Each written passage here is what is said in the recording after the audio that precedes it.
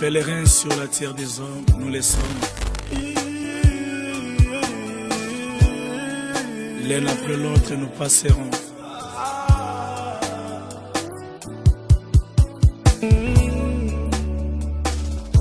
Nzoto pekisi miso elingaki nanu komona yo emona yo lisusu.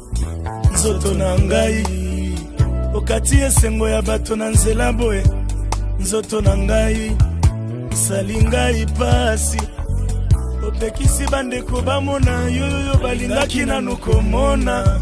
Ondimi okende noyamba mbangu nzoto okati esengo ya bato na nzela boye. Nzoto na ngai isali ngai pasi. Moto tulingaki nanu kosimba na nzoto lokola moninga. Odeside okende na yowe. Bolingo esilaki te na mitema nzoto yokipeti. Bolingo ya basusu pona yo. Kasi nzoto balobaka ta kolobe. Balobaka koloba. Sibalaka kata kolaka. Balaka kata kolaka. Nzoto balobaka ta kolobe. Balaka kata kolaka. Kuninga lokola nzoto kolaka na ye te. Tikana tambola na bobangi Jésus. Mokolo kokutanga na yebi te. Bisika pe kozwanga na yebi te. Nalo na Yesu na motema na ngai. Kwa serbo na tonga ndaku na Montfleury. Sanke na yeba bisika molimo ekovanda. Akwa serbo na tambola na Prado 5 ans. Sanke na yeba bisika na kokende. Nzoto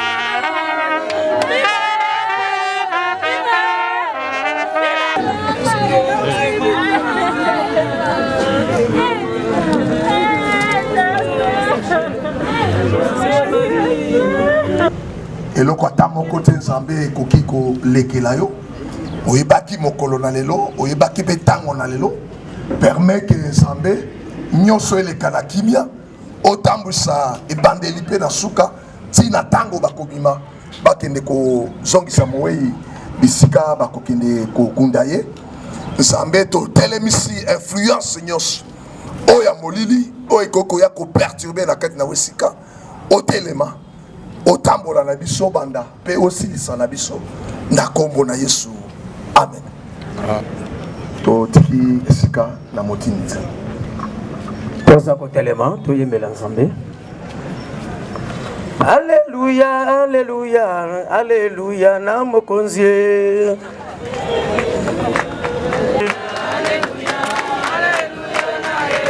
Biso tozalinde na pema tokoyembela molongi. O soki oluki yemba nyama Yesu kosi na Yuda. Pour la messe,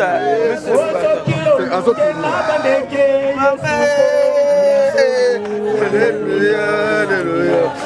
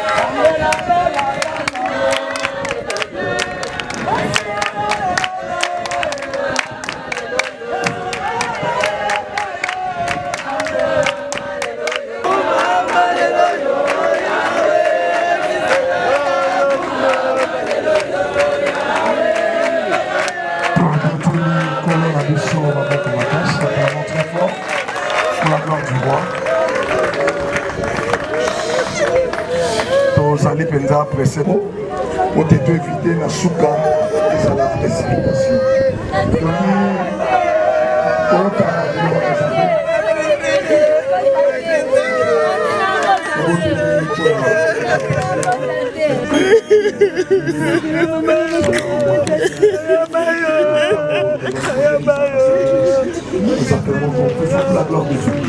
Tozui livre ya Ecclésiaste chapitre 8 verset na yango pe 8 wana nde tolingi s'exhorter pour quelques minutes. eloko na kosenga na yo seulement que votre attention au disposer oreille na yo pour écouter la part de l'Éternel. Souffle pour pouvoir le retenir. et n'a aucune puissance sur les jours de la mort. Il n'y a point de délivrance dans ces combats et la méchanceté ne saurait sauver. Il y a frère Salomon. Le frère Salomon qui était roi en Israël. Alobi Nabiso Boye. L'homme n'est pas maître de son souffle pour les retenir au jour de sa mort. Première partie. Alobi Moutou. Azali maître ya souffle na yete. Poete a retenir yango. Mokolo yaliwa na ye. Soki Bibilia ezali koloba que mutu moko te azali maître ya souffle ya vie na ye. Elingi koloba que maître ya souffle o ezali na vie na yo, o ezali na vie na ngai. Maître moko azali oyo azali kolo souffle wana. Awa Nzambe alingaki seulement a désarmer moto, a boto la moto, lolendo ya autorité, lolendo ya pouvoir. Oyo moto akanisaka ete souffle oyo ezali kati na ye, ye moko azali maître na yango. Yango nalingi koyebisa yo na ngai, nakoki jamais koloba eke nazali koyebisa yo te, nazali koyebisa yo na ngai. Toyeba boye moko te kati na biso na bisiko tozwami lelo azali maître ya souffle ya vie na ye. Yango nalingi nayebisa yo na ngai koloba boye ete lolendo nyonso ya maloba oyo yo na ngai tozalaka na yango koloba boye ete nzoto na ngai moko nakosala na yango ndenge ngai nalingi. Nalingi nayebisa yo boye ndenge miyebisela boye moko te kati na biso azalaki mokeli ya nzoto oyo yo na ngai tozali na yango. Yango awa Nzambe azoya kolakisa yo na ngai te otikala kozala maître ya souffle na yo te. C'est-à-dire quoi? Pembe na bomoi oyo yo na ngai tozali na yango moko te kati na bisiko azali mokonzi na yango. Yoka motuna batuni balobi ete ya koretenir, c'est-à-dire quoi? Ya kokanga souffle ya vie na yebima te mokolo ya liwa. Elingi koloba ngai natambolaka na bagarde corps omoni corps oyo ezalaka na bagarde te. La preuve onek babenga ebele ya bato ali kotambola na mokonzi bazingi ye ata na 50-15 ceinture ya sécurité wana kolobe mokolo wana ezali fe ya bomoi na yo omata okita bazinga yo ata na 15 000 militaires bien formés. Yo telemi na kati mais soki kola alobi ete lelo azoko récupérer souffle ya vie na yo na ngai okoki kokweya kaka na kati ya corps nyonso ezingaki yo mpona kobatela yo. La preuve honnête même tous les médecins du monde po bayekola science na modele nyonso bazingi yo mpona traitement mais soko kona lobi ete lelo ezali mokolo ya suka pona yo na ngai oyeba ete pema wana ozali maître na yango te maître ya pema ya bomoi na ngai na yo ezali kako ya tiaki pema kati na moto oyo tiaki pema kati na moto nazopesa yo exemple ata balelaki ndenge nini moko te azalaki na makoki ya kozongisa souffle de vie na bomoi na ye mais ya quelqu'un oyo apesa moto souffle de vie ntango ye ayaki akomaki liboso na lili ntango agangaki Lazare epai azalaki azwaki souffle pourquoi parce que oyo apesaka souffle de vie ezali pasteur eza kaka moto moko oyo alobaki boye je suis le chemin la vérité et la vie. Cet homme-là, c'est le Seigneur Jésus-Christ de Nazareth.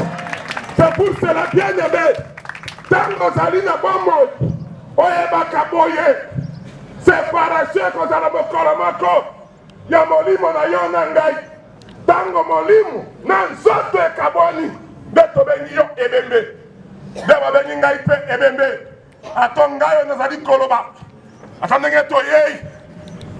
na nzoto kotala nzoto ya ndeko na biso Christine mama Christine kituku toyeba boye mokolo moko pe ngayo nazoloba na boye koloba na yo bokoya pe soki nzambe akosala ngolu ete liwa na ngai ezoma na kati na bato po boya kobomba ngai na nzoto na ndako ya mali liwa pe na moto mosusu ekoki kozwa yo na kati na bato te koki mpe kozwa na nyama na zamba leyo to mpe nyoka na zamba mbeli yo to mpe na kati na mai okei to mpe na avion likolo okei me oyebaka boye ntango nzambe atikelo na bomoi ezali mpo oyeba maître ya sufu alobi boye ozali na kapasité te ya koarete souffle mokolo ya liwa na yo yango mo zabi na rata liwa ba rata ka ete soki liwa lobi lelo zozwa yo okorate yete nyonso ekomela kabiso kolo azalaka toujours ko enseigner biso ko lakisa biso ke tozali bapaya pe baleki amen wana tozwami na mokili toyeba moto moko lingomba te pasteur te docteur te évangéliste te prophète te prêtre te évêque te moto sengelo yeba ye pona bomoi na yo ezaka moto moko oya gangaki je suis la vie. Cet homme-là c'est le Seigneur Jésus-Christ de Nazareth. Yango tango zomi na bomoi yeba Yesu yeba Yesu ceux qui doivent retenir deuxième partie écriture pour te clôturer et le biboye méchanceté na yo ça dit kanja na yo bapesa kutu kombo na kati ya liboto soko na bien moto na kanja kote bapesa kombo na bana zoro elonge sekaka te soko koti na lopango mwasi akomi mal à l'aise bana bakomi mal à l'aise liboto bakomi mal à l'aise nga moto asakana na ngate fate bien aimé na moto manga kosakana na yo oya kelaka ko suki so na milite ko tanga pe asambu so na miso ya bato moto wana suki seka bato kombo na ye Yesu Kristo yango oyeba boye yo za deux fois te na ngina so ko za eloko te oza eloko te moto azali eloko ya motu ya kati na biso oye sengela peso vie éternelle ezaka moto moko ye Yesu Kristo soki yo koyeba ye bomoi na seko ezali mpo na yo amen yango alobi ete méchanceté na yo kanda na yo kotombuka na yo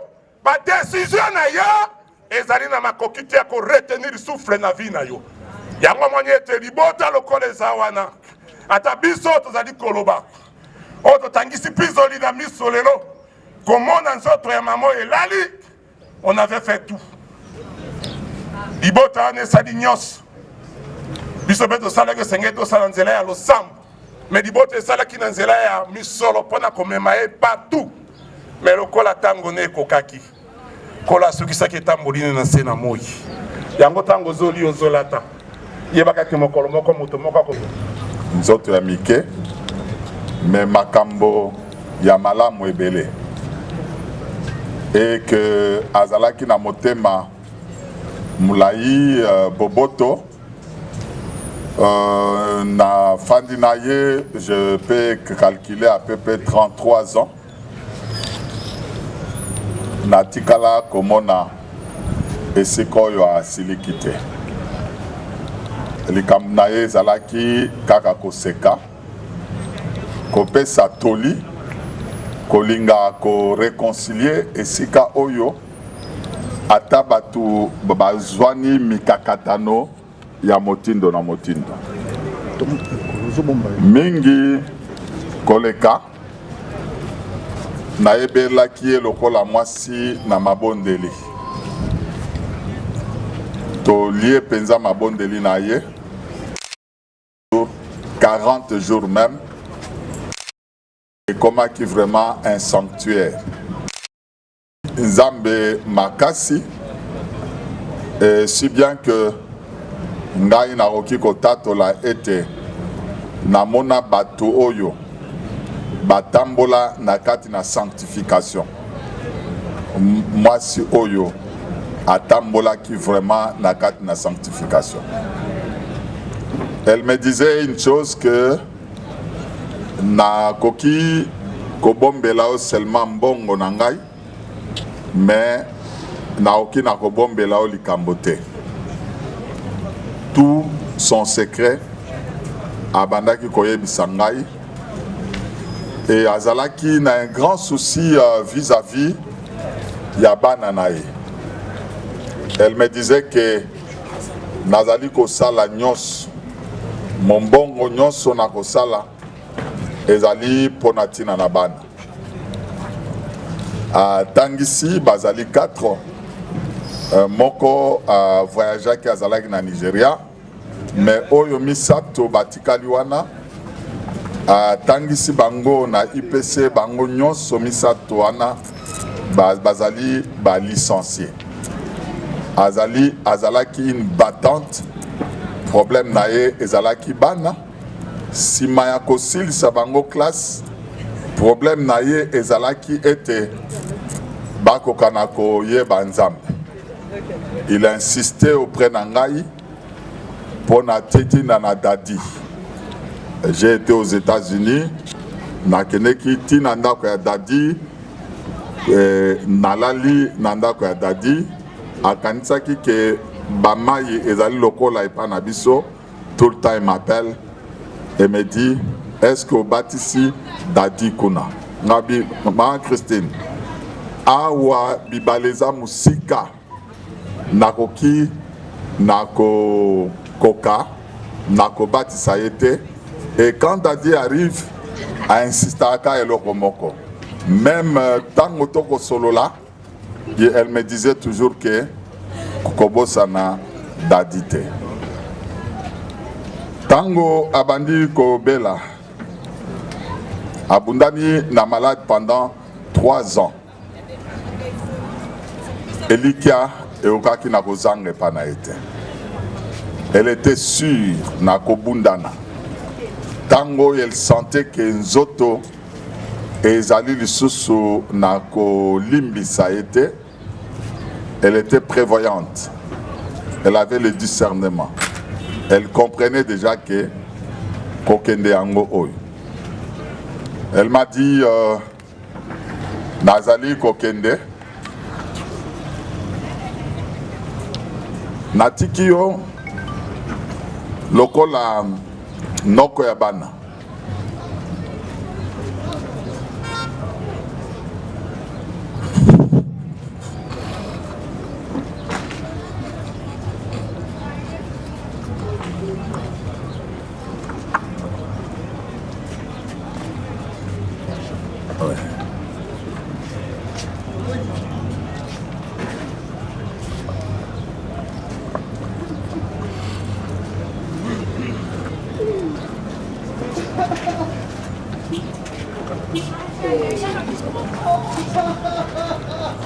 Alors, talela ngai bana.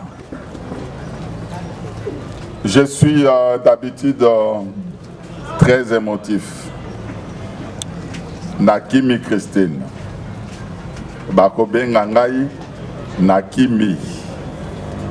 Na matanga na comité. Hôpital Bakobenga naza kokima. Dernier jour nazui makasi kokende kotala ye na mbete hôpital. Atali abandi na kolela. Ensuite na bandi kobondelela ye na recommandé na maboko na Nzambe. Après na comprendre to comprendre ngana ye ke likambo lisusu ya malonga ezali awate. Le plus petit témoignage oyo ya bomoi ya ndeko oyo ezali seulement que ti azali kokende kokufwa, sachant que a kokende atikalaki jamais korenie Nzambe nandimisami ete misala na ye ya malamu et kolanda ye. Voilà le petit témoignage au Nazanango. Attention papa, attention. Nyonso tokobenga bayeba ete bonga epusani 2 minutes pour te totambola. Ceux qui l'ont connu savent que c'était une mère pour tout le monde. Je m'étonne d'ailleurs que l'on nous présente seulement comme ses enfants, alors que elle avait... Je n'ai pas de mots pour décrire ce que j'ai vécu avec elle, ce que nous avons vécu. En termes clairs, c'était l'amour en personne. De toute sa vie, elle s'est sacrifiée pour tous ceux qui étaient autour d'elle. Bien autour d'elle, que moi-même je me demandais, je dis, en tout cas, il n'existe pas de parfait sur ce qu'elle se présente.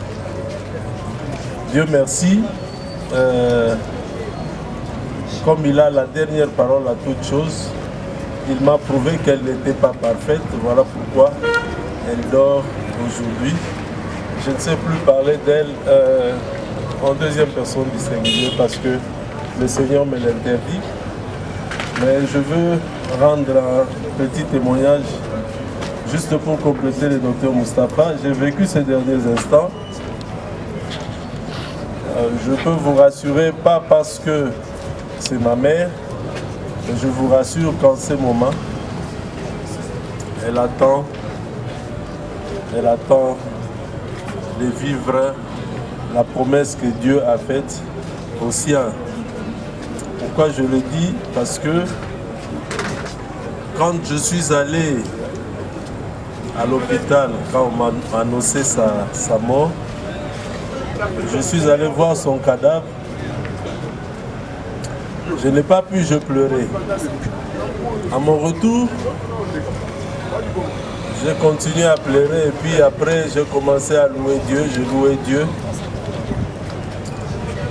L'esprit m'a dit, rentre, va voir le cadavre. Je suis rentré, je regarde le cadavre. Tout ce que j'ai constaté, c'était un corps qui n'a jamais souffert.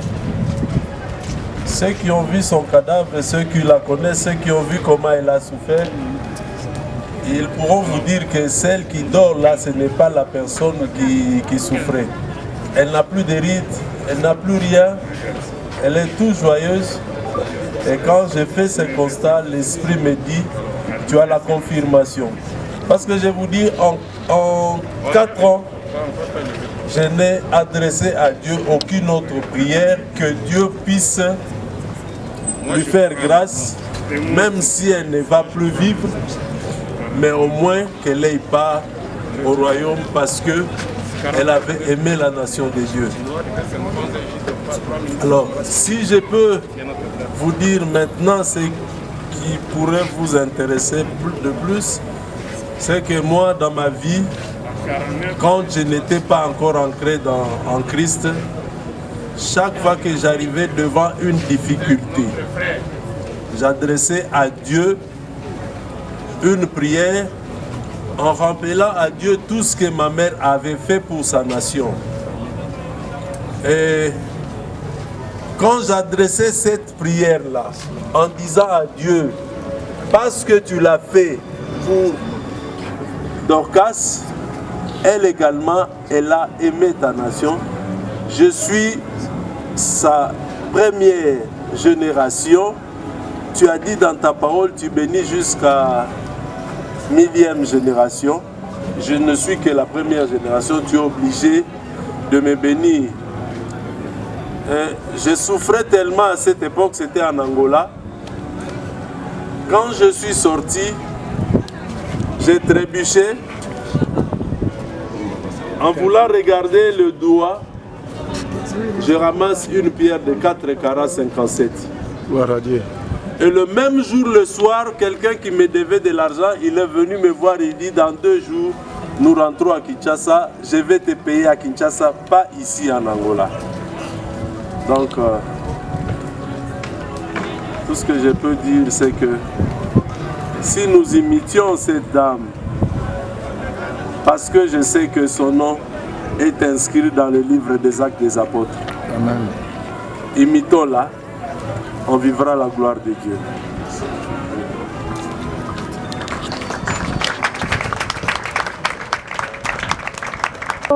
Qui nous a accompagnés que notre mère était malade, jusqu'à nous accompagner aux derniers instants de notre maman, mais plutôt. Si je témoigne maintenant, c'est juste pour rappeler, j'avais dit, même le médecin à HJ m'a rappelé que 3 ans, ta maman est encore vivante, miraculeuse.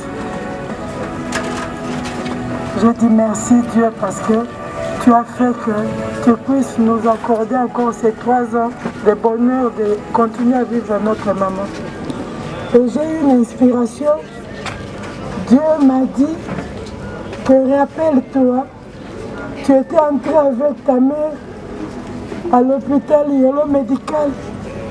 Elle avait le même problème du ventre ballonné où on l'avait ponctionné. Et ça fait 20 ans, jour pour jour, Dieu m'a dit, j'avais accordé 15 ans, Ézéchiel, à ta maman, j'ai accordé 20 ans, rappelle-toi. Et je suis venu rendre témoignage. Et dire merci Dieu, parce qu'elle a eu le temps de nous élever. On a besoin, et jusqu'à ce qu'on soit grand, pour continuer d'autres générations qui arrivent. Merci Seigneur, Dieu Tout-Puissant.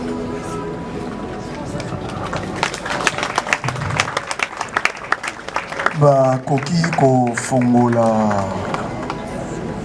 sika bato bakokomona ye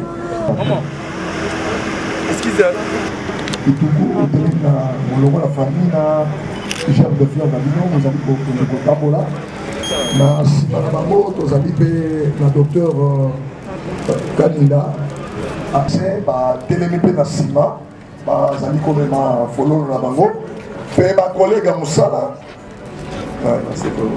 la colère Moussala toza la CDT ba Robek toza libota na sima libota moei toza na famille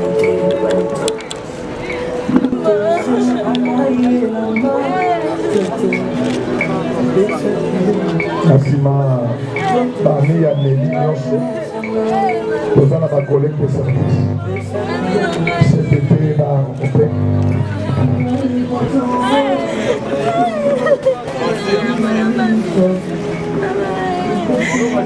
Monda Mokola,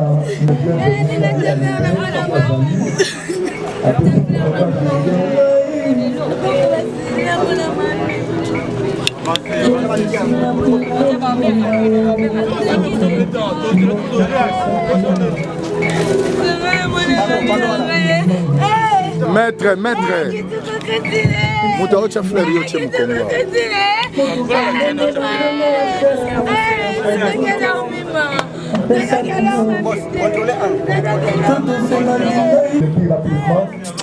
Guida ka bakoma bimela ka bo.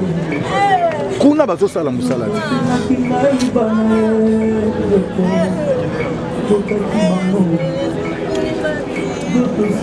ma camarade de copines, ça peut dans le rôle, on a chef de fleurs là-bas, le mieux que oui, ma copine, petite aïe, elle est propose de le permettre. C'est ça, parce que les copines de petite façon, on a eu, elle propose de le permettre. On a des copines de petite encore.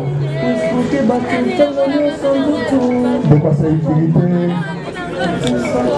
Vraiment, boleki sabiso opesi mbote atala loboko ya pamba boleki ole babrasade ezali kolekisa ntango bolekisa biso vraiment chef de fleur na bango belle famille ya mama Nelly bokoti rapidement bosunga biso bato baza kuna opesi kaka mbote kotika babrasade wana ezozwa déjà ba quelques secondes opesi mbote oleki osunga biso rapidement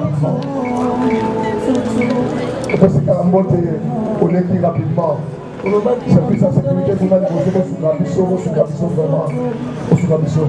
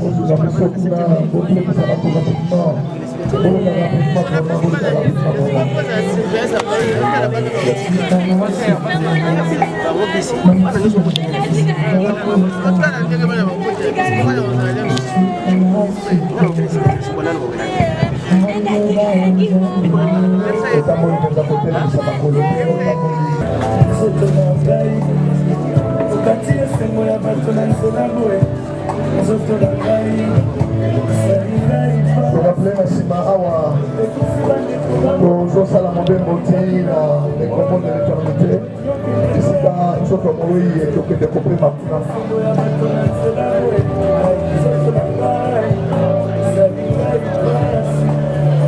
Messieurs, les Bota, la Assemblée de Saint-Dieu, la chef de fleurs, ceux qui vont reporter ma pour tout gagner mon temps. Merci. Commandant Mokabi.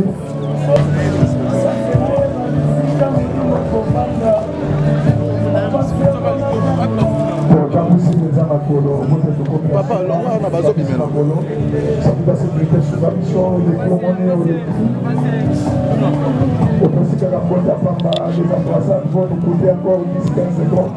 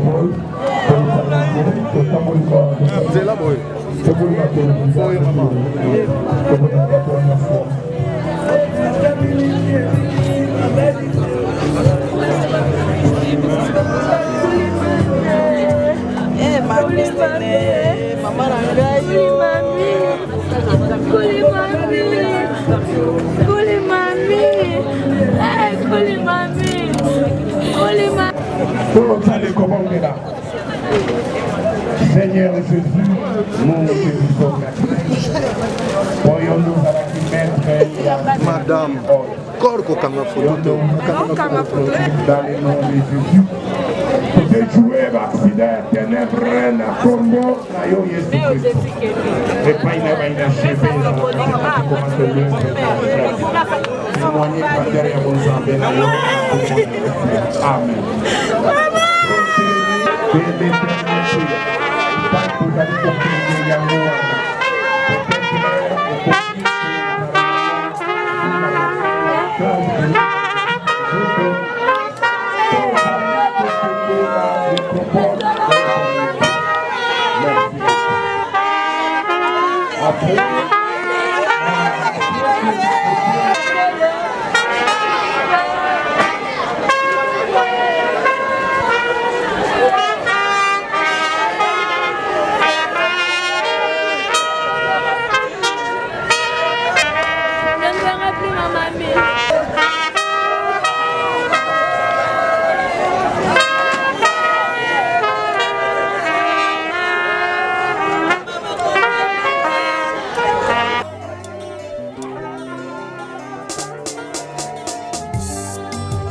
nakosala nini mpo na nzoto nanga nasili kosala mpe nalembi nzoto yosengaki ngai masanga nzoto napesaki yo yolingaki bilamba ya motuya o nzoto nasombelaki yo yolingaki basapatu ya fiere nzoto nalatisaki yo lelo yokei na lilita nzoto natiki yo nzoto nzoto nanga nzoto oyokisi ngai soni nzoto nanga nzoto oyokisi ngai soni nzoto napesi yo biloko mingi nzoto yokei na lilita yopesi nga ata melesi te na maso nasaleli yo yopesi nga ata melesi te na maso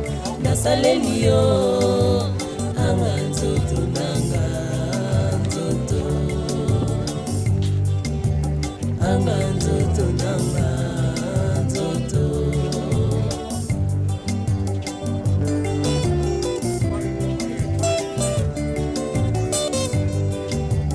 nasalaki nini mpo na nzoto vraimen nasili kosala mpe nalembi dollar franc CFA etikali pamba anzoto tobanda mpe molato yango kala nzoto esilaka te o bamama balataka zikida nzoto kanisa nanu pa telefone ntango epanzaka nzoto kanisa nanu penyisho ntango epanzaka nzoto kanisa nanu modela afro ntango erenyaka nzoto kanisa nanu tokomi kolata bashimok nzoto yo kaka na nsima tokomi kolata bamampa nzoto Acepso 3% ebunga nzoto tokomi kokata buki derrière nzoto yo kaka na nsima tokomi kokata bara nzoto yo kaka na nsima tokomi kolata bakolon nzoto yo kaka na nsima tokomi kotiesa baplante nzoto yo kaka na nsima tokosuka wapi nzoto Gianni Versace etikali nzoto apamba tokomi kolata balarios nzoto etikali pamba chevignon na ngai nyonso etikali nzoto anzoto anga nzoto nanga nzoto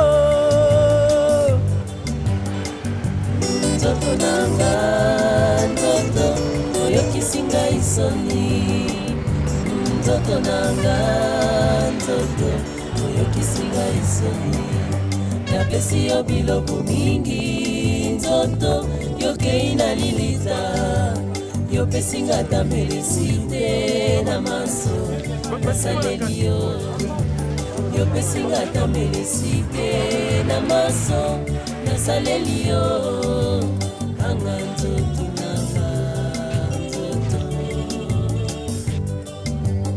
anga nzoto nanga nzoto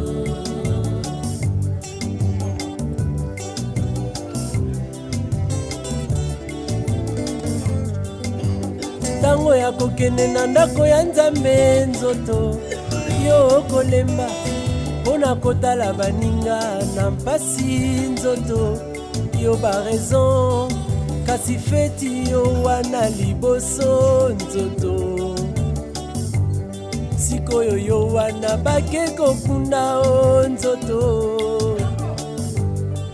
nga liboso ya nzambe mokonzi papa nzoto nga nakoloba nini wana yo na mabele osi okola na yo nzoto nga nakosamba nini nga nawelaki bisengo ya mokili pamba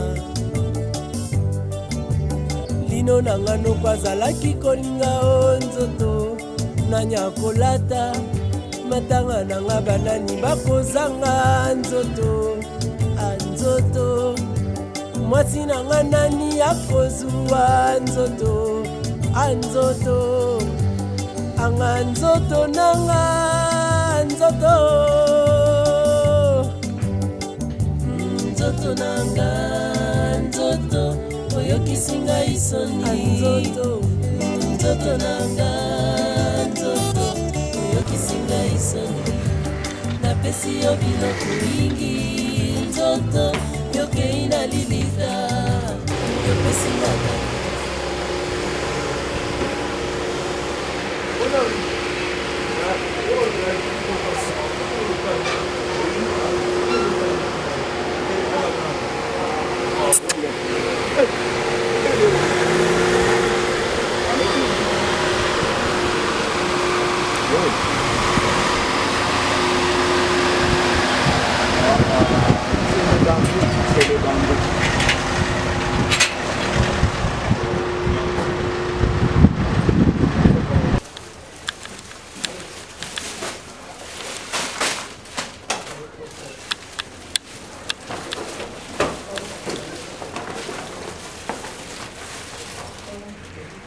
Nécropole de l'éternité des Télébambous. La nécropole des Télébambous, c'est un nouveau cimetière que nous voulons vraiment paysager.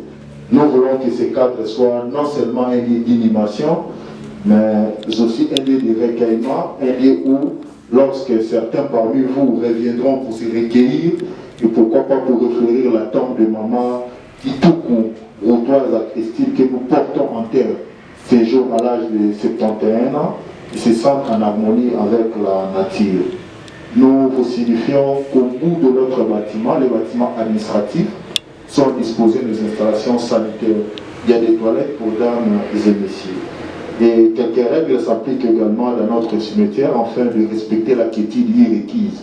Notamment, durant votre présence ici, souffrez de mettre en mode avion ou silencieux vos appareils cellulaires pour éviter toute interférence sonore et pour le maintien bien sûr de la quiétude requise en ces moments. Des poubelles sont disposées un peu partout, voire même à l'extérieur. Veuillez les utiliser pour y jeter vos ordures et vos déchets, car la présence de papier mouchoir, des sachets, surtout de bouteilles en plastique sur terre, nous gêne. Il est strictement interdit aussi de monter, de marcher ou de s'asseoir sur nos caveaux. Durant votre présence ici, veillez à ne pas toucher au mur et au plan.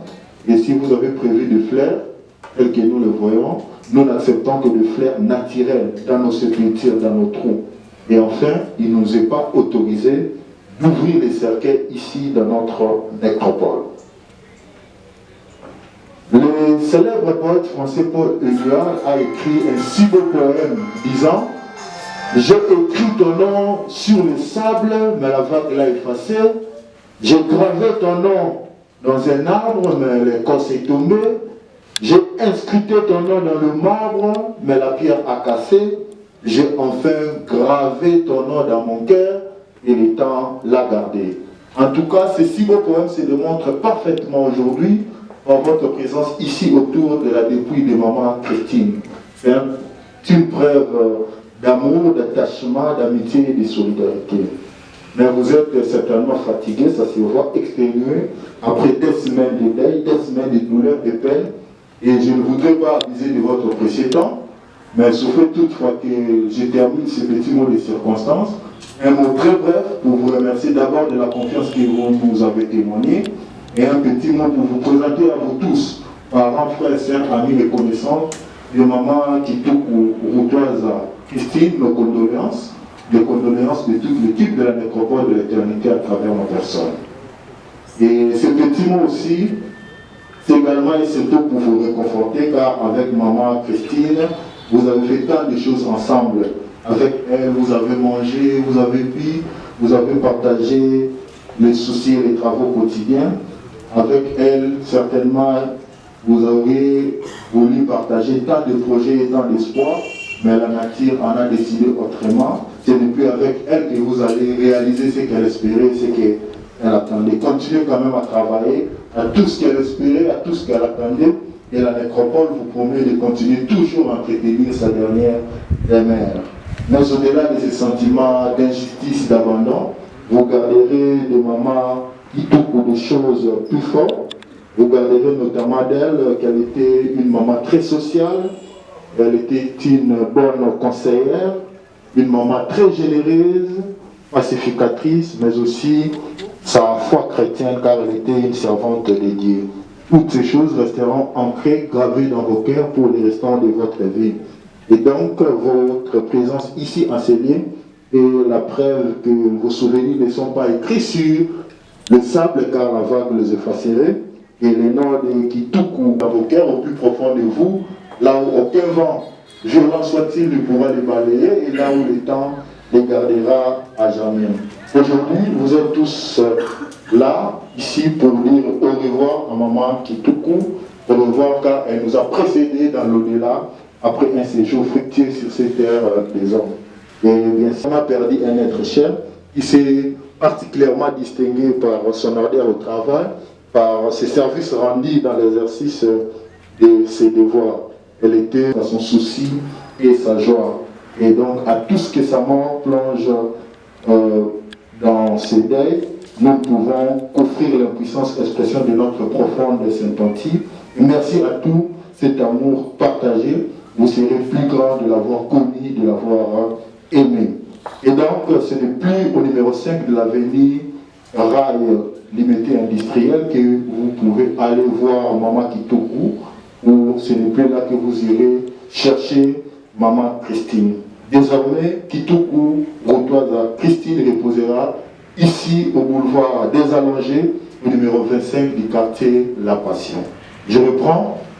Boulevard des Allongés, numéro 25, quartier La Passion. C'est donc à cette nouvelle adresse physique que nous vous convions, chères familles, amis et connaissances, à y revenir si souvent pour vous souvenir de Maman Kitoukou, pour perpétuer sa mémoire et pourquoi pas revenir pour refléter sa tombe ou redonner une nouvelle image à sa sépulture.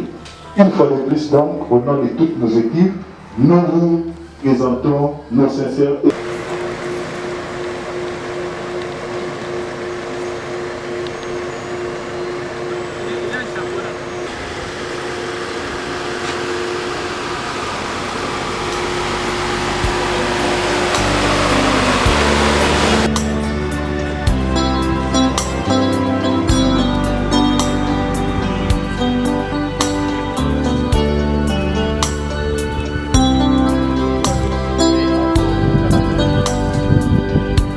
Partir dans cette contrée lointaine que j'ignore encore, là où il y a la paix sans peine, mais pas avec ce corps. Il y a une louange qui me se teint avec les anges nadants. Je dois partir dans cette contrée lointaine que j'ignore encore, là où il y a la paix sans peine, mais pas avec ce corps. Il y a une louange qui ne s'éteint avec les anges en Adam. Et ce jour-là, nous serons dans la joie, dans la gloire. Alléluia, Alléluia, Alléluia. Tobondeli, Zambé to pesio merci. Boyo pesa kibiso ndeko oyo.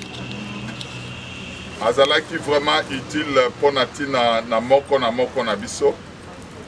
Yo sepeli ete okoka na ko récupérer ye. Pe la moko ekomami ete to otaki na mabele to kozonga na kati na mabele. Nisa yo. Mokano na yo ekokisami na pena.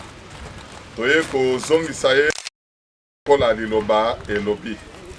To bonzi nzoto oyo na kati na loboko na esantu. Toyebi ete nyonso ezali na loboko Abraham. Merci papa seke yo olingaki pe okokisi mokano na yo na kombo na Yesu. Amen. Voilà. On peut jeter ça à l'intérieur? Oui. On enlève. Les fils.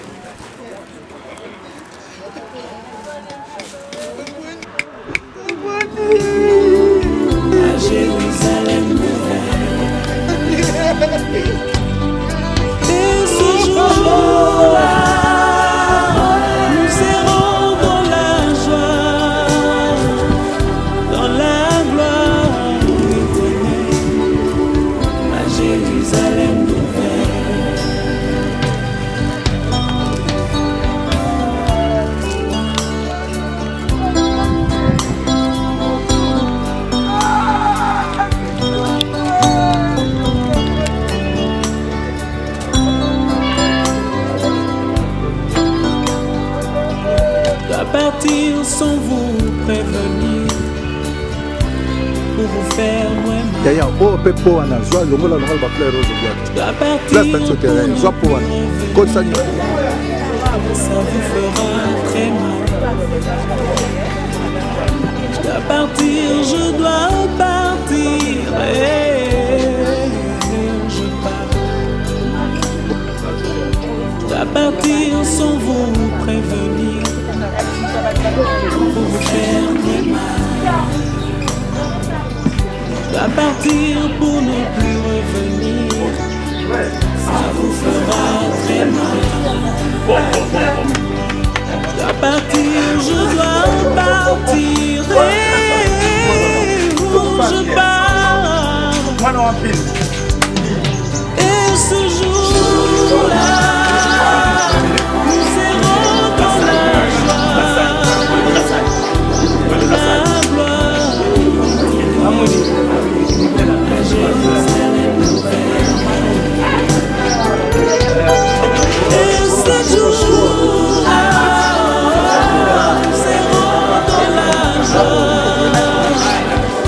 dans la gloire.